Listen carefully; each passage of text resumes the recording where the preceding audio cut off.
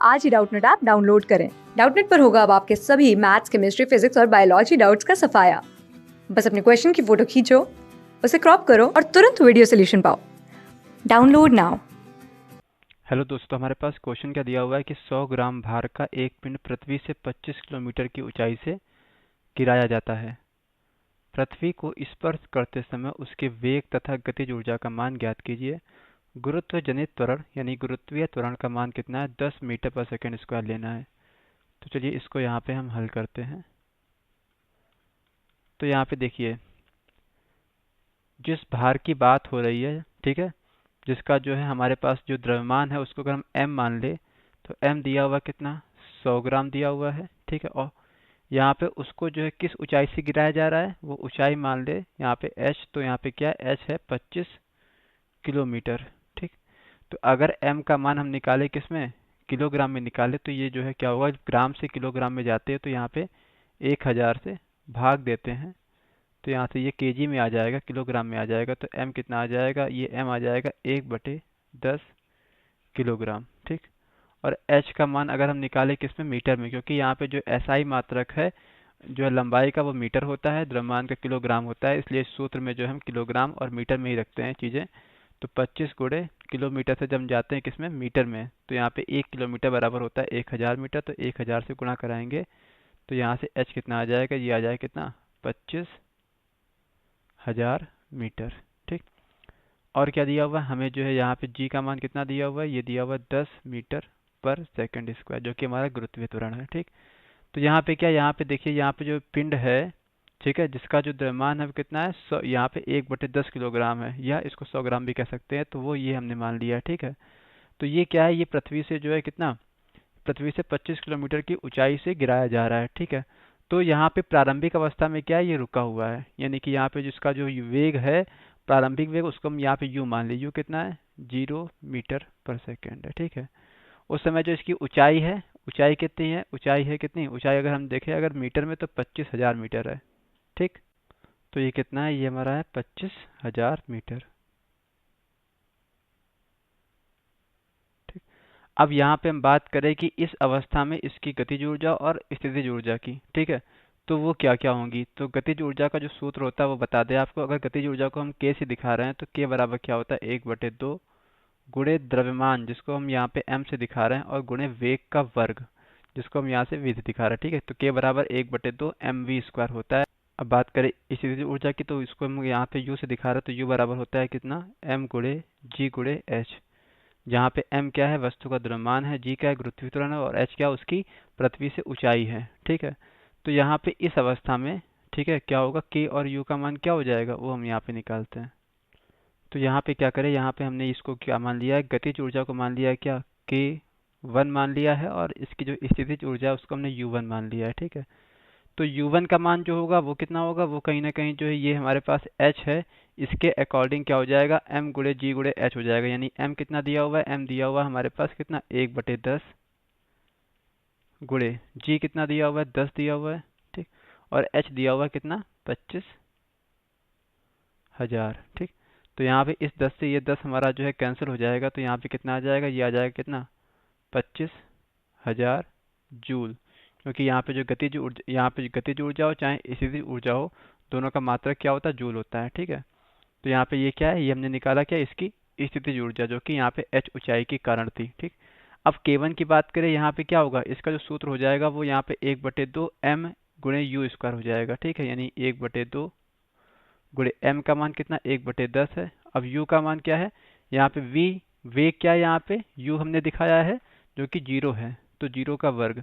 अब 0 का वर्ग भी 0 आएगा, और 0 गुणे कुछ भी हो वो क्या होता है? वो 0 आता है, यानी यहाँ पे जो इसकी गतिज ऊर्जा है वो 0 जूल हो जाएगी, ठीक। अब जिस समय ये जो है ये पृथ्वी से टकरा रहा है, उस समय इसका वेग निकालने के लिए हम क्या करें यहाँ पर, कि यहाँ पे क्या निकाल लें? इसकी गतिज ऊर्जा और इसकी स्थितिज ऊर्जा निकालें। तो यहाँ पे बता दें, यहाँ पे जो है पृथ्वी से इसकी जो ऊंचाई है वो कितनी है? वो यहाँ पे 0 मीटर हो गई, क्योंकि यहाँ ये पृथ्वी पर ही है, ठीक। और यहाँ पे इसका जो वेग है उसको हमने यहाँ पे v मान लिया है, जो यहाँ पे जो है कह सकते हैं यहाँ पे जो टकराते समय इसका वेग है, ठीक। तो ये v हमें निकालना था, इस क्वेश्चन में हमसे पूछा गया था। और क्या पूछा गया था, इसकी जो गतिज ऊर्जा है वो भी है। जब v नहीं पता है तो इसकी जो गतिज ऊर्जा है वो भी नहीं निकाल पाएंगे, उसको हम यहाँ पे k2 मान ले रहे हैं, ये भी नहीं पता हमें, ठीक है। और इसकी जो स्थितिज ऊर्जा है उसको हम यहाँ पे क्या मान ले, u2 मान ले, वो क्या हो जाएगी m गुणे g गुणे h, यानी m कितना है 1/10, जी कितना है 10, और यहाँ पे जो h है वो 0 हो गया है। इस कारण क्या हो गया है, जीरो का गुणा यहाँ पे कराएंगे, किसी में कराएंगे 10 से 10 कैंसिल हो जाएगा, और यहाँ पे क्या हो जाएगा, U2 का मान कितना आ जाएगा, 0 जूल आ जाएगा, ठीक है। अब यहाँ पे क्या लगाएंगे, अब हमारे पास एक नियम होता है जो कि क्या होता है, जब भी ऊपर से कोई पिंड नीचे की तरफ आ रहा है तो यहाँ पे क्या होता है, एक जो है संरक्षण का नियम होता है जिसे कहते हैं यांत्रिक ऊर्जा संरक्षण के नियम से।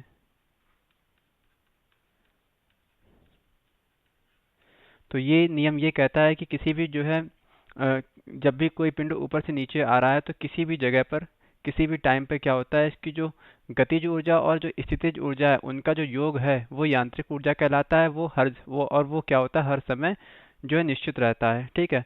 तो यहाँ पे प्रारंभिक अवस्था में और अंतिम अवस्था में दोनों समय क्या होगा कि जो गतिज ऊर्जा और जो स्थितिज ऊर्जा है दोनों का योग क्या होगा, यहाँ पे बराबर होगा। यानी कि हम कह सकते हैं यहाँ पे क्या कि k1 प्लस u1 बराबर k2 प्लस u2 होगा, ठीक।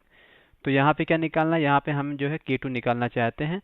तो यहाँ से k1 कितना है, k1 देखिए k1 आया है 0, ठीक है, क्योंकि प्रारंभिक अवस्था में जो है पिंड जो है रुका हुआ था। और u1 कितना है, u1 आया है 25,000, ठीक। यहाँ से k2 हमको निकालना है और u2 कितना है 0 है। तो यहाँ से हमने क्या देखा, यहाँ से हमने ये देखा कि k2 हमारा क्या आ गया, k2 कितना आ गया 25,000 जूल। तो ये जो है क्या हो गया, ये एक आंसर हो गया, ठीक है।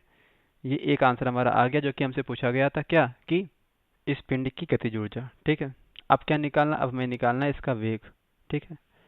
तो यहाँ पे क्या है, जब जो है गतिज ऊर्जा आ चुकी है तो इसके वेग के लिए हमारे पास फॉर्मूला क्या हो जाएगा, 1/2 गुणे m गुणे v का वर्ग बराबर कितना है 25,000 है, ठीक। यहाँ से इसको आगे हल करेंगे तो यहाँ से क्या होगा, 1/2 गुणे m का मान है 1/10 गुणे v का वर्ग बराबर कितना आ जाएगा 25,000। तो यहाँ से बात करेंगे v के वर्ग की, तो v का वर्ग कितना हो जाएगा 25,000 गुणे यहाँ पे 20, ये इधर आ जाएगा, 10 दूनी 20, ये इधर आ जाएगा। तो v स्क्वायर बराबर कितना आ जाएगा, ये हमारा आ जाएगा 25 दूनी 50, ठीक है। ये कितना आ गया 50, यहाँ पे 1 2 3 4 जीरो आ जाएंगे, ठीक है।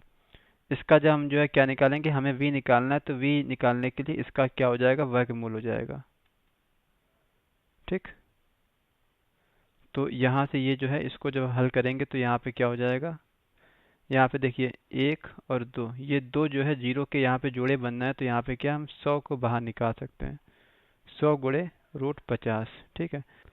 यहाँ पे बात करेगा हम किसकी, √50 के मान की, तो ये जो है लगभग 7.071 के आसपास आएगा। तो यहाँ पे क्या है कि जो v का मान कितना आ गया, ये आ गया कितना 707.1 मीटर पर सेकंड। तो ये क्या आ गया, ये इसका जो है दूसरा आंसर आ गया। तो हमसे इस क्वेश्चन में यही दो चीज़ें पूछी गई थी जो हमने यहाँ बताई। Thank you. क्लास 6 से 12 से लेके नीट, IIT, जेई मेंस और एडवांस के लेवल तक 10 मिलियन से ज़्यादा स्टूडेंट्स का भरोसा। आज ही डाउनलोड करें डाउटनेट ऐप या व्हाट्सएप कीजिए अपने डाउट्स 8400 400 400 पर।